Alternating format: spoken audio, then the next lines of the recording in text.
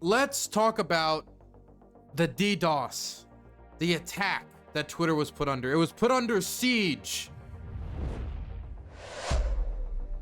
You know, they got the catapults, they got the trebuchets, they got the ladders, and they stormed the walls. And that Roman centurion that got over the walls and cut off services for a bit was able to make it so that a lot of Twitter users were not able to access the platform or content on the platform for a period of time, okay? Now, we don't really know exactly what caused this DDoS attack or who caused this DDoS attack or what the purpose was behind it. We don't know. But Elon Musk says that it was a massive cyber attack and that services went down, and you can see that outages were reported over Twitter a little bit after 6 a.m. going towards midday. And here's a post from Elon Musk talking about it. There was/is still a massive cyber attack against X. We are getting attacked every day, but this was done with a lot of resources. Either a large coordinated group and or a country is involved. Tracing. And then, after him suggesting that a country or group could have been involved, he then went on Fox with Larry Kudlow and said this about who could be behind it and where it originated. But among other things, everyone's attacking you for your position. What are you doing in the government? There was a cyber attack on X today, which shut it down and may have been foreign sourced. Yes. It's a big story. You want to give us a moment on that? Well, we're not sure exactly what happened, but there was a massive cyber attack to try to bring down the X system with IP addresses originating in the Ukraine area. Well, so that's your suspicion. Is the website, is the internet up? Is it up yet? It's up, yeah. It's up yet, okay. It's always the Ukraine with these guys, isn't it? Okay, so you can see the puzzle pieces coming together, right? DDoS against X. Oh my gosh, it's such a coordinated large-scale attack. Wow. Maybe a large group or a country's involved. Then he goes on the TV. It's originating from the Ukraine area. Okay, so first thing is, I don't know if that's true. I don't know if that's true that it originated from the Ukraine area. I have no clue. Do I really trust Elon on this? No, not at all. Not in any way. Not a little bit. Not a tiny bit. Not an itty bitty bit. Not a microscopic bit. Not in a bit of a tiny little microscopic animal. Okay, not a single grain. But if he shows evidence of it, if he shows, you know, the internal data, if he shows the logs, if he can prove that it was coming from that area, well, then I'll have to believe him. So I will wait for that to happen. But until that happens, I just want to say, I don't think this was a country. And if it was a country, why would Ukraine do this? Okay, let's talk about the why before we even talk about the how, okay? Just so we can entertain it and it doesn't we just shatter the whole perception before it's even begun. So, the why. Ukraine right now just had support from the United States, military aid, cut off, as well as intelligence support to help it defend its country. It is also being told that commercial companies like Maxar could no longer provide it the resources that it was providing it before by the United States government. Okay, so Ukraine's in a difficult position, a very difficult position. And they're trying to figure out whether they're going to accept this middle deal from Trump.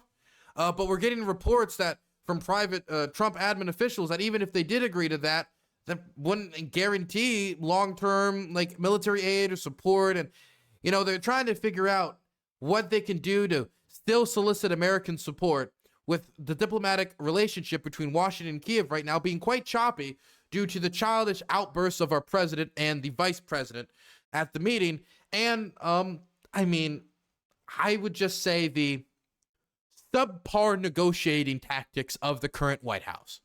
Why, of all moments, would the Ukrainian government say, in order to knock out X for a few hours, we're going to do a big DDoS, a giant organized, coordinated DDoS attack against Ukraine? Why? It doesn't make any sense. Why would the Ukrainian people want to continue to build up any more opposition to themselves from America? Or try to galvanate Elon Musk anymore against him. Elon Musk is already solidly set against them. But I mean, what purpose does this derive? What do they achieve? X is back up, so it's not like people are no longer able to get their crazy, pro-Russian content on the platform. It didn't like stop any scheduled event on X. It didn't cause it huge financial woes. What would be the purpose of Ukraine doing this? So that's the first thing, is I just don't see a purpose outside of the idea that Ukraine bad, Ukraine mean, Ukraine attack me. I can't figure it out. But putting that aside for a moment, let's just talk about like the actuality of trying to do something like this. This was down for not that long. Considering how it was not down for that long, considering how they did like zero effort to cover it up, this seems like something that wanted to be seen, not something that wanted to be covered up and, covered over. So not only do I think it would have been a longer, more probably worse outage if it was a Ukrainian government sponsored attack. Doesn't have progressive, so But weird ad started playing. But I also I don't understand how exactly the Ukrainian government and going out there and doing the cyber attack is going to just let the entire world be like, yeah, just look at it. Just look, we did that. Why would they? Not only why would they do it, but why would they do it and then do it in a way that was almost done in a way like you wanted to get caught? So before all these theories about Ukraine fighting a two-front war against the Russians on one side and X on the other, let's just wait and see till we see the internal data, okay? Let's see the logs. It must be it has to be a coordinated group. What is a coordinated group? A coordinated group could be 3 guys or a country. Large coordinated group. A large coordinated group. How many people? 10, 20, 30? Very silly. Oh boy. Honestly, Elon is becoming one of the most despised figures in American politics. And I think that's good. I mean, it's not good for him, but I think it's good considering what he's doing. Back in 2014, 2015, Elon had an approval rating, maybe even back in like 2018, had an approval rating of something like 70% or 80%, okay? It was well into its 80%. Elon Musk, he was on cartoons, and it wasn't just like the Norm Show or whatever that weird Twitter nonsense is. It was stuff like The Simpsons. I don't know if you guys remember this, but Elon Musk was in The Simpsons. One second. Let's see if I can pick up. I really don't like how they do celebrity designs on The Simpsons, where like the original characters have these unique designs that bring them personality, where it's just like kind of like a crude impression on it. Whatever. I don't like the realistic designs that they do for a lot of the real people on The Simpsons, but I understand that they need people to understand who they are. It's just, I feel like it can always be more inspired. Anyway, he was very popular in this country, but since he's taken over Doge and he started hacking and slashing staff at USAID, National Wildlife Services, nuclear safety staff, we're talking about replacing, IRS staff, Social Security staff with AI, so that 80-year-old grandmas can call and have a robot tell them how they get their Social Security check, cause them confusion. I'm sure dementia patients will have a great time going through that system. Either way, he's hacking and slashing the system. He's ignorantly speaking on a bunch of topics he doesn't understand, whether it's military procurement or production when it comes to jets, whether it's the war in Ukraine, whether it's saving kids out of a cave. And he's dropped his popularity to somewhere around the low 30s right now, if I'm being generous. But it's only getting worse as more and more Americans, not this cartel of bureaucratic elites that they've advertised, but 80% of the people getting laid off are people outside of DC doing work all across the country. As they're getting laid off and programs are getting slashed, much of it unconstitutionally around Congress, people are not taking it well. And I wanted to show you some 9/11 first responders responding to Elon Musk and Doge after the Trump administration worked with them to cut funding for World Trade Center health programs. I just want to call up any 9/11 responder to come forward. Oh, nice. Yeah, great. Mind you, I want to throw, before we get into this, when they talk about cutting aid to Ukraine, when they talk about destroying U.S. aid, outside of the money laundering conspiratorial bullshit, when they actually, if you actually boil it down to its bare bones, where you could find substance point with some calcium in its bones, it's going to be something like, we spend too much, we're in so much debt, or we need to spend on our own, or a combination of the two. Both, we're in so much debt, we can't spend so much, and we have to spend more on our own. Now, supporting Donald Trump, who built up like 25% of our nation's debt and had one of the largest deficits on record in American history, if not one of the largest peacetime, I think it is the largest peacetime deficit on record in American history. And somebody who's actively asking to raise the debt ceiling and tried to do it during the previous negotiations so he could pin it on the Democrats, but is going to try to do it again. And we're going to see him try to do it. As we're talking about these massive debts, what is Trump proposing? Tax cuts, largely for the rich. And guess what? When you cut taxes, you bring in less revenue. But if you don't massively cut spending proportional to those tax cuts, that's going to be, you're going to have to make up the difference with debt. And the problem is, we're already making up the difference with debt. So if you're also cutting taxes while making up the difference with debt, that's only going to get worse, which is what happened during Trump's first term. And the areas that he did cut were the things that helped, working class, struggling Americans the most. Like we're talking about make cuts to SNAP. Trump's signaling about cutting the military stuff. That was just bullshit. It was just something he threw out there in a moment. In fact, he was even asked about it recently and he forgot he even said it. And so when we talk about stopping all this aid overseas so we could spend it here at home, what we really mean is stopping the aid overseas, not spending it on our home, here at home on our own people anyway, and then giving the tax cuts for the people like Elon Musk, the person currently butchering the government. Listen to this guy talk about these cuts to his program when they're saying, oh, we're cutting transgender comic books in Latin America. We're cutting shrimp on treadmills and transgender mice. This is what they're cutting. Look at these nice people. All you guys come forward. That's what cancer looks like. That's what COPD looks like. That's what pulmonary fibrosis looks like. That's what severe respiratory illnesses look like. That's what post-traumatic looks like.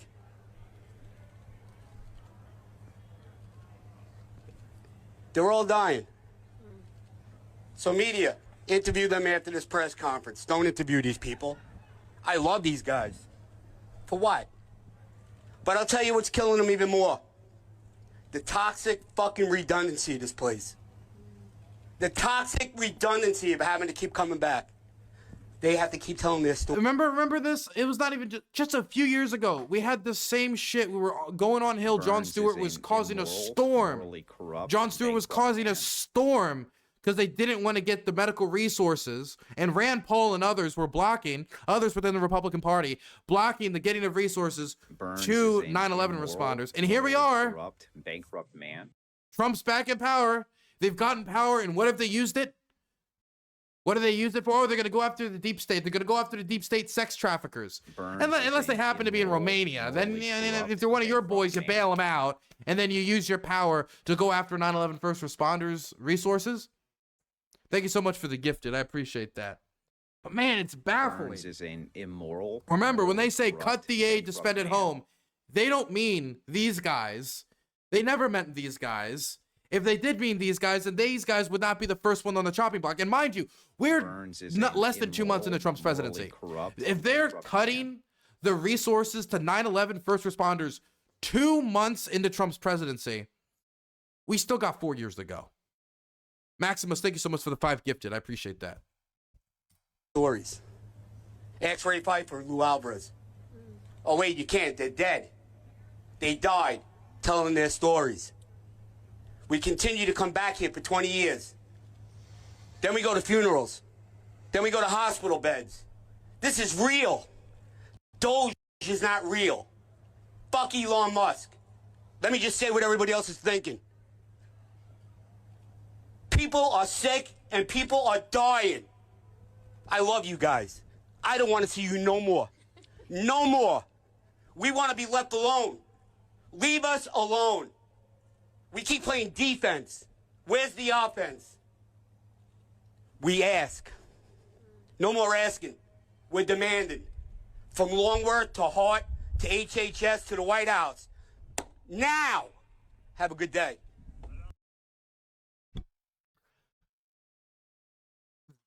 Righteous anger is not childish when well placed. I sometimes I'll see Democratic responses and they want to be cordial and well mannered, and I think that there's a time and a place for that. A time and a place to show that you're the adult in the room when there's so much childness. When you read these White House press reports and they put little memes in the parentheses, you want to show that there are adults that can engage in governance, and there are people to win over by that through that.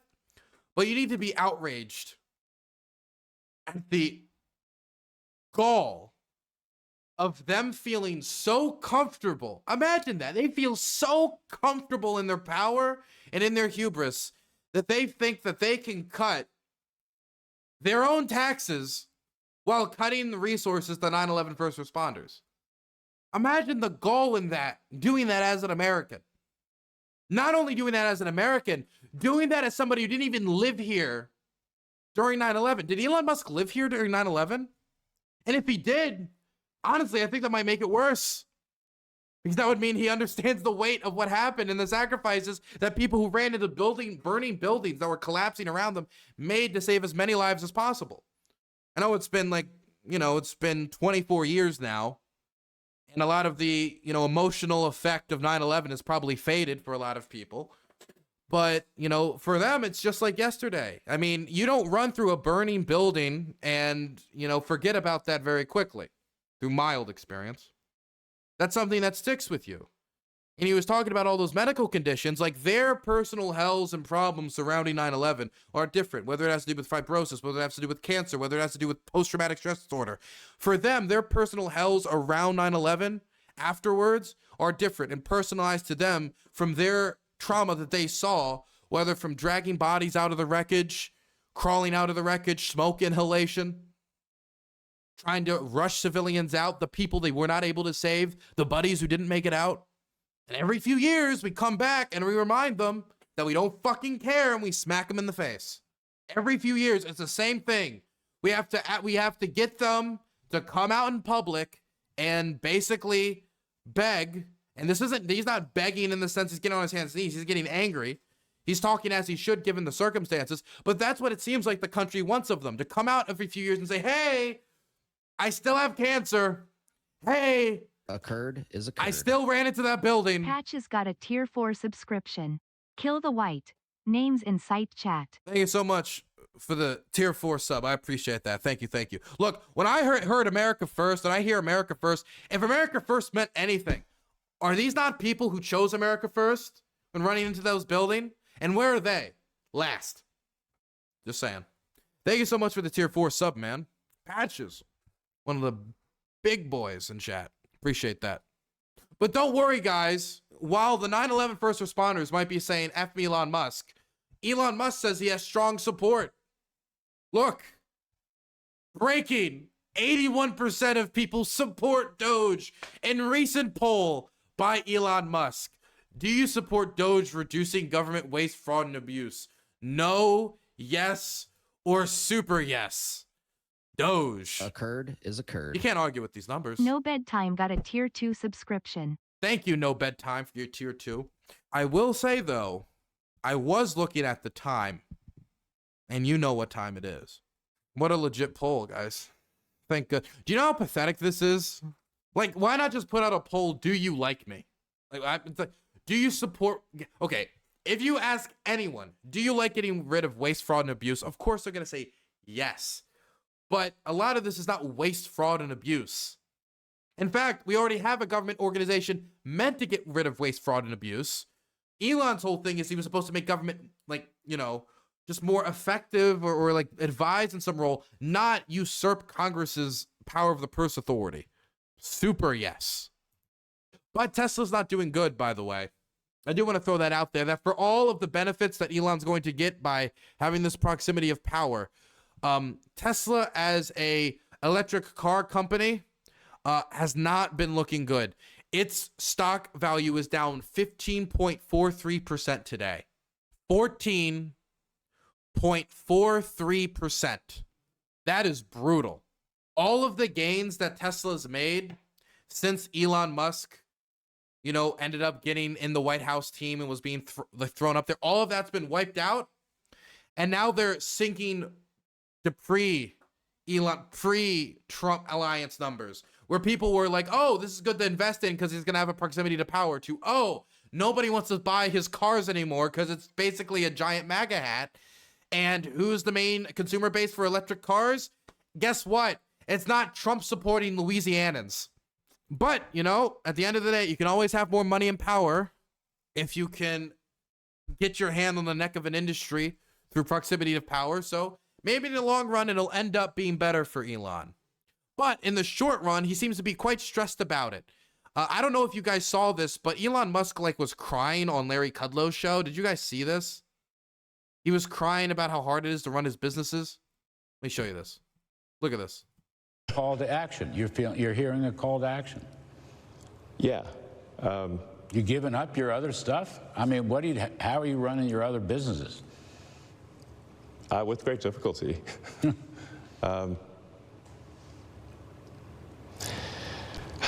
Yeah, I mean... But there's no turning back, you're saying?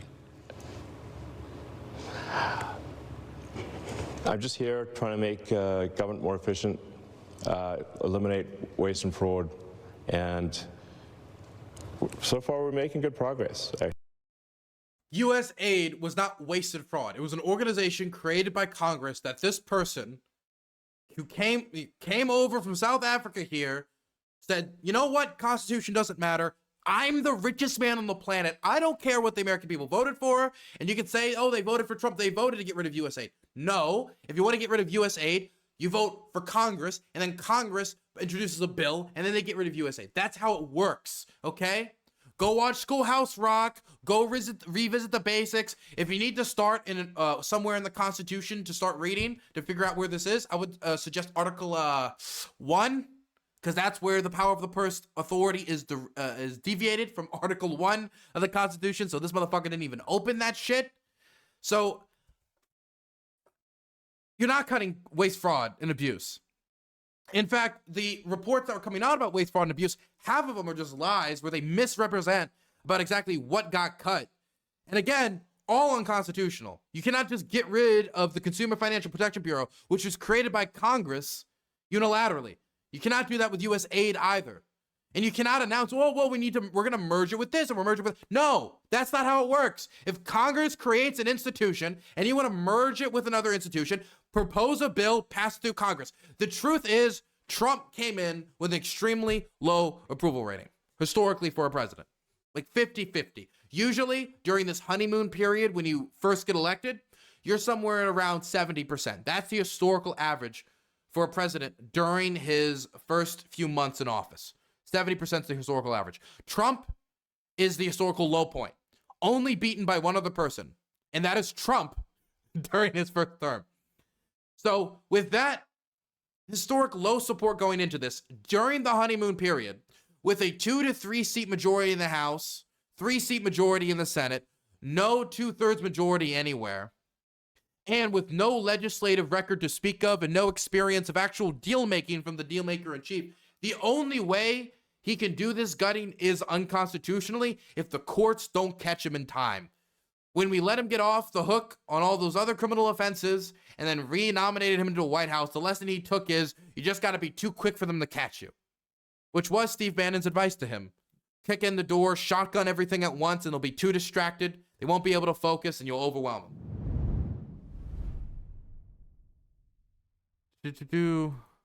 Okay.